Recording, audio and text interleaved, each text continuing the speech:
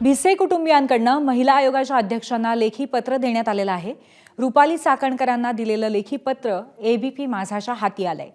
खासगी माहिती जगजाहीर केल्याचा रुग्णालयावरती आरोप करण्यात आलाय।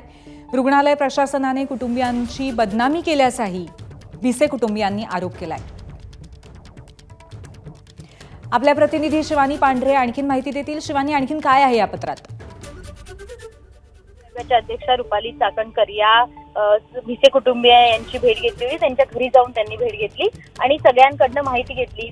संपूर्ण घटना जी होती ती सगळी समजून घेतली आणि त्यानंतर भिसे कुटुंबियांची जी खासगी माहिती होती, जी जगजाहीर कोणीच करू शकत नाही, ती माहिती सोशल मीडियावर पोहोचवली आणि सोशल मीडियाच्या माध्यमातून त्यांची बदनामी केल्याचा आरोप या कुटुंबियांनी या सगळ्या पत्रात लिहिलाय आणि यावर सगळ्यांवर कारवाई करावी अशी मागणी रुपाली चाकणकर यांच्याकडे केली आहे। त्यात सगळ्यात महत्त्वाचं असं लिहिण्यात आलंय की या सगळ्या म्हणजे तनिषा आणि म्हणजेच ईश्वरी भिसे यांच्या मृत्यूनंतर ही सगळी माहिती सोशल मीडियाच्या माध्यमातून प्रसारित केली आणि त्यामुळे आमच्या कुटुंबियांचा मानसिक छळ झाला असंही या सगळ्या कुटुंबियांचा आरोप आहे। आणि या आरोपानंतर आता आमची बदनामी रोखण्यात काय करू शकतात किंवा रुग्णालय प्रशासन स्वतःचा बचाव करण्यासाठी खासगी माहिती दिली आहे असं या पत्रात सगळं म्हटलं आहे। आणि महत्त्वाचं म्हणजे या पत्राच्या याच्या अनुषंगानं आपण जर बघायला गेलं तर जे काही अहवाल आला होता रुग्णालयाचा, त्या अहवालात त्यांची खासगी माहिती दिली होती आणि ती माहिती देणं आता योग्य नाहीये, कायद्यानं देखील योग्य नाहीये।